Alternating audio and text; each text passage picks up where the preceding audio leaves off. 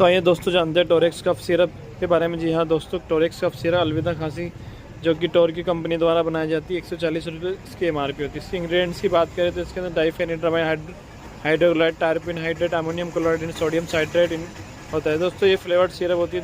दोस्तों ये आपको हर केमिस्ट मेडिकल की शॉप पे आसानी से उपलब्ध हो जाती है। दोस्तों जिसको खांसी चलती हो, जैसे सूखी खांसी हो या गीली खांसी हो, उसमें इसमें को इस्तेमाल की जाती है। दोस्तों जिसको बरसों पुरानी खांसी हो रही हो तो उसको यूज़ की जाती है दोस्तों।